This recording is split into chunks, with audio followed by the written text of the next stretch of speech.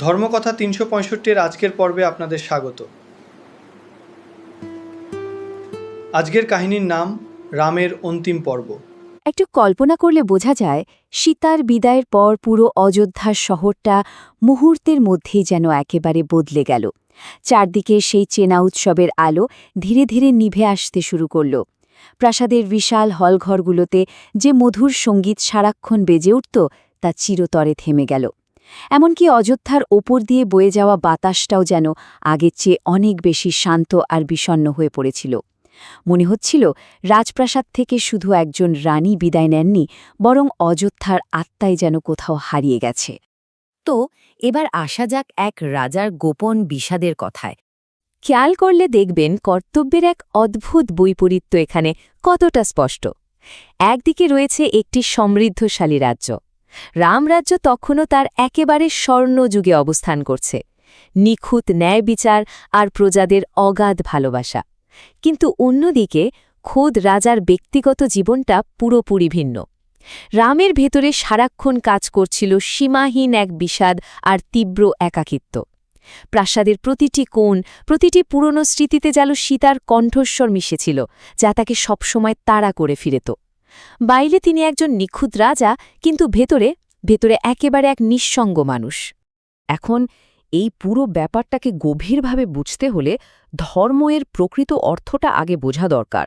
ধর্ম মানে কিন্তু শুধু কিছু নির্দিষ্ট নিয়মকানুন পালন করা নয়, এটি হলো মহাজাগতিক নিয়ম আর সামাজিক শৃঙ্খলার একেবারে মূল ভিত্তি।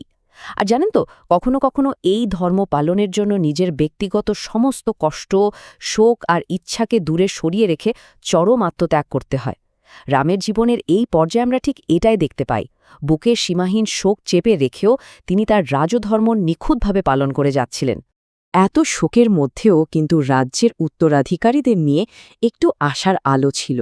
লব এবং কুশ ধীরে ধীরে অত্যন্ত যোগ্য রাজপুত্র হিসাবে বড় হয়ে উঠছিলেন। রামের নিজের তত্ত্বাবধান আর নির্দেশনায় তারা রাজধর্ম, যুদ্ধবিদ্যা এবং ধর্মের গভীর অর্থ খুব সুন্দরভাবে আয়ত্ত করে নেন। তাদের মধ্যে পিতার প্রজ্ঞা আর মাতার অপরিসীম করুণার এক অপূর্ব মিশ্রণ তৈরি হচ্ছিল। অযোধ্যার ভবিষ্যৎ যে একেবারেই নিরাপদ হাতে রয়েছে, এই বিষয়টা রামকে কিছুটা হলেও শান্তি দিয়েছিল। তবে হ্যাঁ, পার্থিব কর্তব্যে তারা পারদর্শী হয়ে উঠলেও মাকে হারানোর সেই গভীর শোক কিন্তু তাদের হৃদয়েও ঠিক একইভাবে রয়ে গিয়েছিল। আর এই সমস্ত কর্তব্যের মাঝেই চলে আসে ধর্মের ভার বহনের এক গভীর দার্শনিক মুহূর্ত। একান্ত নিস্তব্ধতায় ভরা একটি শান্ত সন্ধ্যার কথা যদি ভাবা যায়, রাম একা সরজ নদীর তীরে দাঁড়িয়ে আছেন। নদীর জলে তারার আলো প্রতিফলিত হচ্ছে। ঠিক সেই মুহূর্তে অত্যন্ত মৃদু স্বরে তিনি যেন নিজেকেই বলছিলেন, একজন রাজা হয়তো পুরো পৃথিবীকে রক্ষা করতে পারেন, কিন্তু নিজের হৃদয়কে রক্ষা করতে ব্যর্থ হন। কথাটার ওজন একটু অনুভব করার মতো, তাই না? পুরো পৃথিবীকে রক্ষা করার ক্ষমতা যার হাতে, তিনি নিজের হৃদয়কে ভাঙার হাত থেকে বাঁচাতে পারেননি। সত্যি বলতে এই প্রথমবার রামকে ভীষণ ক্লান্ত দেখাচ্ছিল। কোনো পরাক্রমশালী যোদ্ধা হিসেবে নয়, একজন রাজা হিসেবেও নয়, বরং এমন একজন মানুষ, এমন এক আত্মা হিসেবে যার পার্থিব যাত্রা এবার একেবারে শেষের দিকে। আর ঠিক এই চরম ক্লান্তির মুহূর্তেই আসে সেই দৈবিক ডাক। গল্পের এই আধ্যাত্মিক মোড়টা কিন্তু বেশ গুরুত্বপূর্ণ। স্বর্গ থেকে এক স্বর্গীয় দূতের আগমন ঘটে, আর সেই দূতের বার্তা ছিল একেবারে স্ফটিকের মতো পরিষ্কার। পৃথিবীতে রামের যে উদ্দেশ্য ছিল তা পুরোপুরি সম্পূর্ণ হয়েছে। ভগবান বিষ্ণুর অবতার হিসেবে তিনি যে মহৎ মিশন নিয়ে এই ধরাধামে এসেছিলেন, তার সফল সমাপ্তি ঘটেছে, আর কোনো কাজই তার বাকি নেই। এই পর্যায়ে রাম তার রেখে যাওয়া কাজের একটা চূড়ান্ত মূল্যায়ন করেন। শেষবারের মতো অযোধ্যার দিকে তাকিয়ে তিনি দেখলেন যে রাজ্য এখন সম্পূর্ণ শান্ত এবং সুরক্ষিত। সমাজে ধর্ম আবার সগৌরবে পুনঃপ্রতিষ্ঠিত হয়েছে, আর লব ও কুশ রাজ্যের আগামী দিনের দায়িত্ব নেওয়ার জন্য পুরোপুরি প্রস্তুত হয়ে গেছে।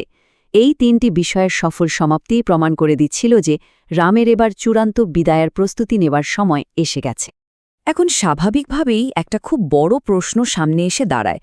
রাম কিভাবে এই মর্তলোক ত্যাগ করবেন? এই মহান অবতারের বিদায় বেলাটা ঠিক কেমন হবে? কোন ঐশ্বরিক সমাপ্তি অপেক্ষা করছে রামায়ণের এই মহানায়কের জন্য? তিনি কি সাধারণ মানুষের মতোই বিদায় নেবেন, নাকি এর পেছনে লুকিয়ে আছে অন্য কোনো স্বর্গীয় রহস্য? এই কৌতূহলগুলোই কিন্তু আমাদের এই গল্পটাকে একেবারে শেষ সীমায় নিয়ে যায়। রামের এই পার্থিব যাত্রার শেষ পরিণতি এবং সেই মহাজাগতিক বিদায়ের মুহূর্তটি কেমন ছিল তা জানার জন্য আমাদের আগামী পর্বের আলোচনায় ফিরে আসতে হবে। প্রতিদিন নতুন পর্ব শুনতে ধর্মকথা ৩৬৫ চ্যানেলটি সাবস্ক্রাইব করে আমাদের সঙ্গে থাকুন।